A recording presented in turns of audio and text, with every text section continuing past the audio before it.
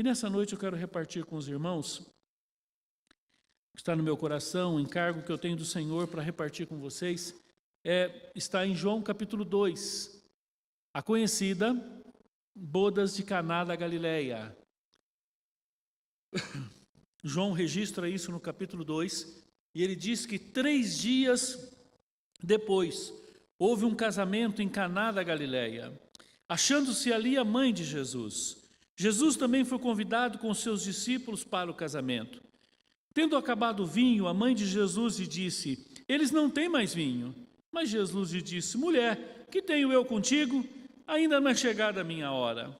Então ela falou aos serventes: fazei tudo o que ele vos disser. E estavam ali 6 talhas de pedra que os judeus usavam para as purificações, e cada um levava 2 ou 3 metretas. Jesus lhe disse: enchei d'água as talhas, e eles a encheram totalmente. Então lhes determinou: tirai agora e levai ao mestre-sala. E eles o fizeram. Tendo o mestre-sala provado a água transformada em vinho, não sabendo de onde viera, se bem que sabiam os serventes que haviam tirado a água, chamou o noivo e lhe disse: todos costumam pôr primeiro o bom vinho, e quando já beberam fartamente serve o inferior. Tu, porém, guardaste o bom vinho até agora. Com esse deu Jesus princípio aos seus sinais em Caná da Galileia, manifestou a sua glória, e os seus discípulos creram nele. Louvado seja o nome do Senhor. Irmãos, esse texto é um texto muito conhecido. Provavelmente todos que estão aqui nesse auditório já leu esse texto, já ouviu uma pregação desse texto, já ouviu uma música desse texto, já ouviu quem sabe uma peça de teatro sobre esse texto, quem sabe um artigo, alguma coisa que você já tenha visto sobre esse texto. Esse texto é maravilhoso. Esse texto marca o início do ministério de Jesus. E esse texto é cercado de alguns detalhes muito importantes. Por exemplo, Jesus é convidado para uma festa de casamento. E ele vai, e ele leva a sua família, leva os seus amigos, leva seus discípulos, leva seus parentes, e ele vai até lá, e ele chega nessa festa, e nessa festa acontece algo terrível. Uma tragédia acontece nesse casamento. Aqui cabe nós entendermos, irmãos, que casamento naquela época era muito diferente do casamento de hoje. Por exemplo, um casamento daquela época, a festa podia durar de 7 a 12 dias. Você imagina? E ela era regada de muita comida e principalmente de vinho. O vinho na cultura judaica era um símbolo de vida, era símbolo de alegria, era símbolo da festa. Era inadmissível uma festa de casamento sem vinho. Não podia. Ou seja, o que acontece aqui de o vinho acabar no meio da festa era o prenúncio de uma tragédia. Essa família seria marcada para sempre como alguém que cometeu um dos piores erros culturais. Uma agressão à cultura. Uma humilhação. Essa família seria marcada pela humilhação por permitir que acabasse o vinho. Mas a Bíblia diz que a mãe de Jesus, Maria, está lá. Chega para ele e diz assim: olha, acabou o vinho. Acabou o vinho. E ele diz: não chegou minha hora ainda. Um diálogo difícil até de ser entendido. Mas a verdade é que ela se aproxima dos serventes e diz: está vendo aquele homem ali? O que ele pedir para vocês fazerem, vocês façam.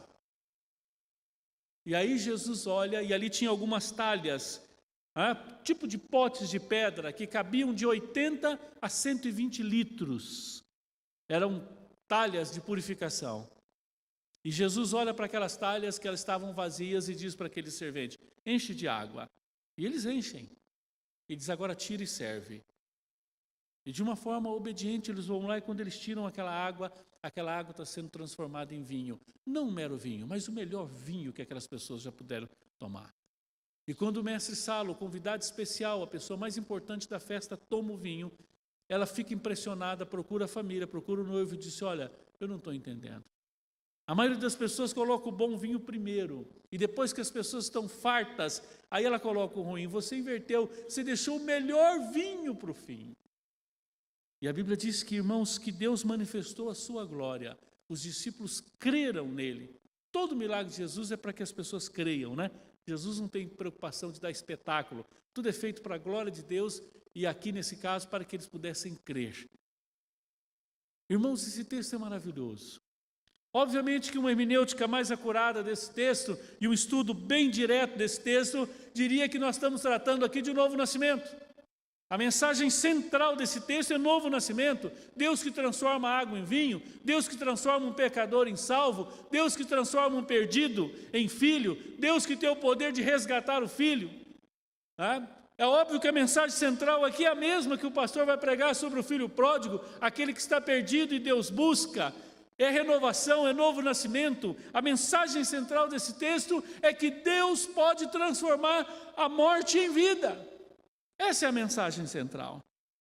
Mas eu quero me aproveitar do momento, do curso, do final de semana, do momento que nós estamos aqui, do testemunho dos irmãos, e fazer algumas aplicações secundárias nesse texto que com certeza trará muito conforto ao nosso coração. Em segundo lugar, irmãos, esse texto para mim, ele me ensina e ele mostra que a presença de Jesus ali, e esse ser o primeiro milagre, não é por acaso. Na Bíblia não tem coincidência. Na Bíblia não tem nada que está ali por acaso. Os números na Bíblia não são por acaso, os lugares, os acontecimentos, tudo tem um propósito. E o fato de Jesus não só estar presente num casamento, mas fazer um milagre, o seu primeiro milagre e um grande milagre num casamento, para mim quer dizer muita coisa. O fato de Jesus estar presente, ele está dizendo, eu estou aqui porque eu acredito no casamento. Ele não emprestaria a sua presença, ele não emprestaria o seu nome, ele não seria conivente com uma instituição que ele não aprovasse. Então, quando Jesus está presente num casamento, Jesus está dizendo, eu acredito no casamento. O casamento é uma instituição divina. Irmãos, o homem não criou o casamento. A família não nasce de uma inquietação humana, de uma necessidade física.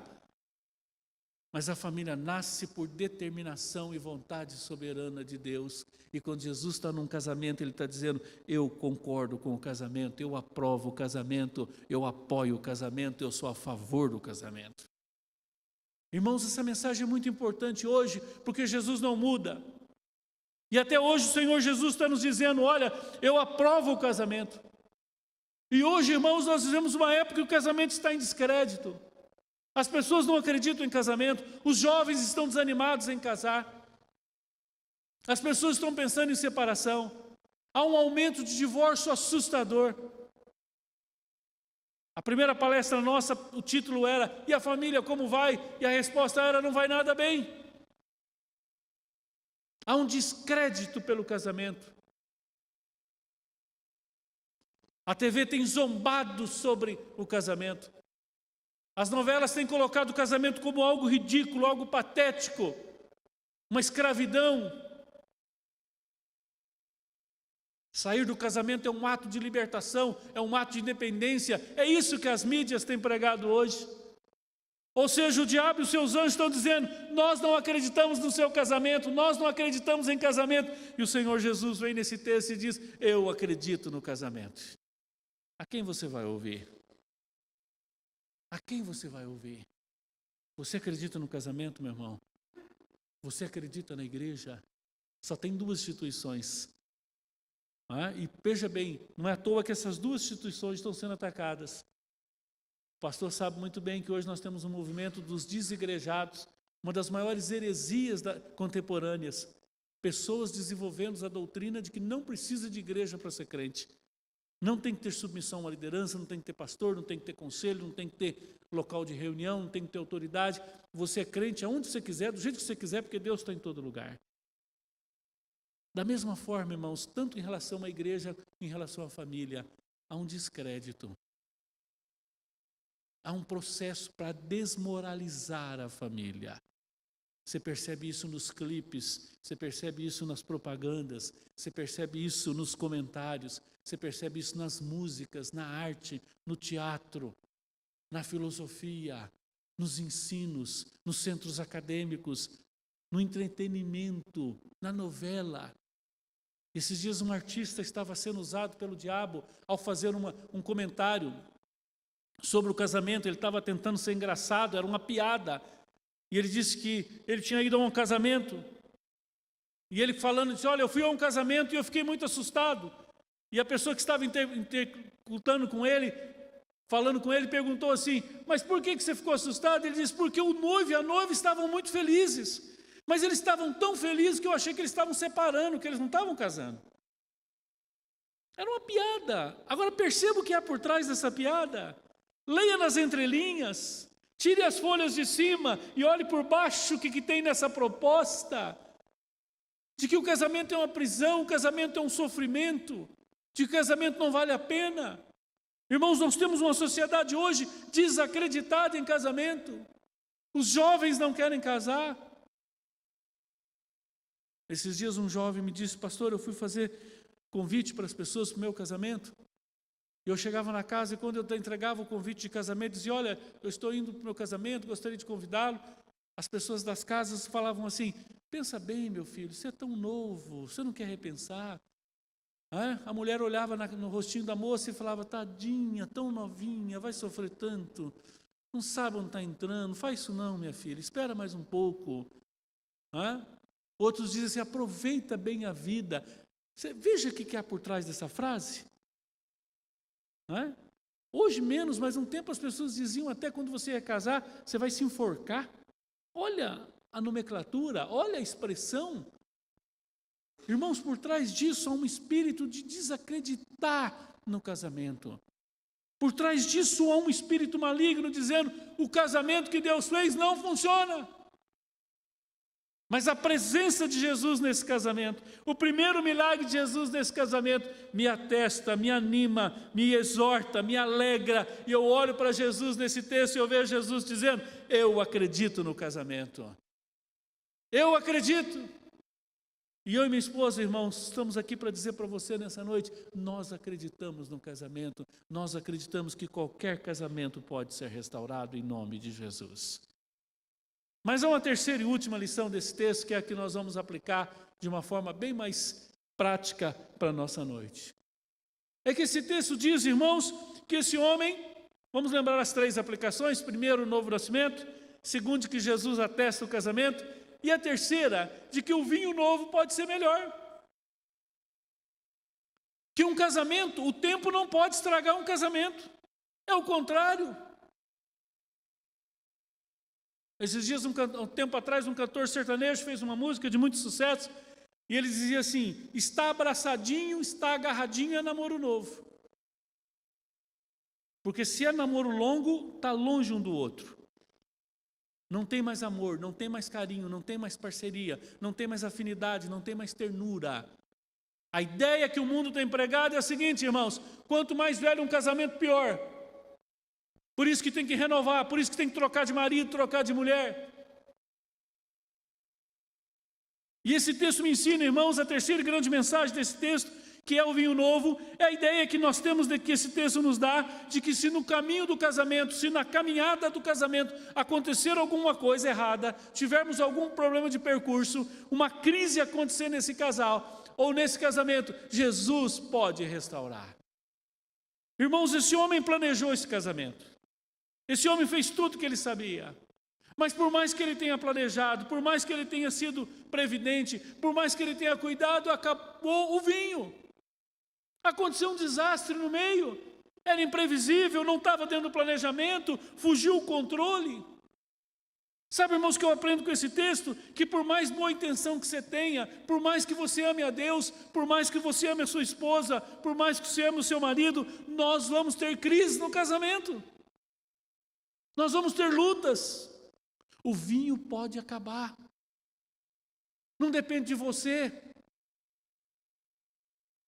E há várias formas do vinho acabar. Às vezes o vinho que acaba é o vinho do amor. Acaba o amor, acaba o desejo de estar junto. Às vezes o vinho que acaba é o perdão, não tem mais perdão. Nos reportando para esse texto, você imagina, acabou o vinho, acabou a festa. E aí um olha para o outro e diz, e agora? Acabou a festa, vai para casa. Acabou. E há casais olhando um para o outro e dizendo, acabou, vamos embora, vamos voltar. Irmãos, esse casal errou no planejamento sem saber, mas esse casal fez a coisa mais certa que alguém pode fazer. Sabe o que esse casal fez? Esse casal convidou Jesus para o casamento deles. Ah, irmãos, e quando Jesus está presente, mesmo quando acaba o vinho, o milagre acontece. E já estavam olhando um para o outro e dizendo, acabou. E aí vem a notícia, não acabou. Sabe por que não acabou? Porque Jesus estava presente. Irmãos, o nosso casamento não acaba, não é por causa de nós. Não é porque eu sou bom, não é porque você é boa, não é porque você é crente, não é porque você faz a coisa certa. O nosso casamento não acaba porque Jesus está presente no nosso casamento. Aleluia. Eu imagino, irmãos, que a conclusão desse texto passa desapercebida pela maioria dos leitores. Esse texto diz, irmãos, que depois do milagre de Jesus, ele diz, com este deu Jesus princípio aos seus sinais em Caná da Galileia, manifestou a sua glória. Eu fico olhando para o meu casamento e da Vera, eu digo, Senhor, manifesta a sua glória no nosso casamento. Irmãos, o poder de Deus se aperfeiçoa na nossa fraqueza. É quando acaba o vinho que Jesus entra. É quando acaba a falta de amor, a falta de perdão. É quando entra uma enfermidade, é quando entra uma crise. Com um problema com um filho, com uma filha, uma crise financeira. É quando entra uma luta, um desemprego. É quando há uma crise de relacionamento sexual, a área sexual fica toda complicada, o casal não consegue lidar, não consegue buscar ajuda. É quando um dos dois são tentados a um adultério e pode até cair num adultério, que Deus tenha misericórdia que isso não aconteça, mas até que se isso acontecer, Jesus pode restaurar o teu casamento. Irmãos, quando Jesus está presente, as coisas são diferentes. Jesus é diferente de todos os outros convidados. Aqueles convidados estavam lá, se acabasse o vinho, sabe o que eles iam fazer? Eles iam embora. E eles continuariam falando, e falariam mal. Acabou o casamento, acabou a festa, que vergonha, que ultraje. Sabe, você deve ter convidado muitas pessoas importantes para o seu casamento. Pessoas que deram bons presentes, pessoas que estiveram ali. Mas a presença de Jesus é diferente, irmãos. Quando nós convidamos Jesus para o nosso casamento, Jesus não é um enfeite, Jesus não é um bibelô que fica ali no canto para enfeitar a casa. Quando Jesus entra na nossa festa, Ele entra para reinar, Ele entra para mandar, Ele entra para restaurar, Ele entra para governar, Ele entra para assumir a liderança de todas as crises que seu casamento passar. O problema da falta de vinho não era de Jesus, mas é próprio do nosso Senhor. Ele é o Deus da providência. E quando Ele está presente, quando o caos está rodeando uma família, Jesus manifesta a sua glória. Eu queria fazer uma pergunta, o seu casamento tem manifestado a glória de Deus? Jesus está presente no seu casamento? Você já chamou Jesus para a tua festa? Se você chamou, eu quero dizer que o vinho novo pode ser melhor. Você pode ter 30 anos de casado, 40 anos de casado, 50 anos. E o vinho que vocês vão estar tomando agora vai ser muito melhor. Porque no Senhor, todas as coisas podem ser restauradas.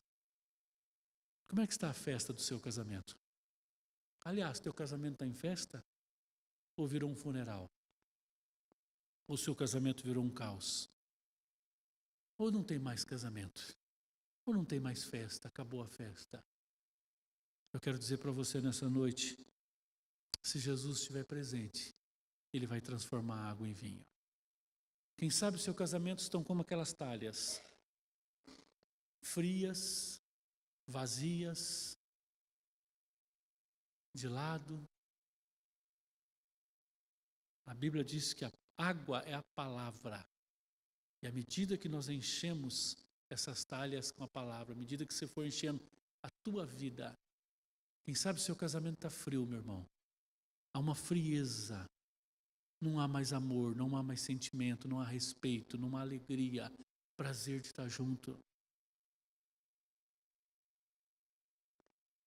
A A festa está acabando. Está mais para funeral do que para festa.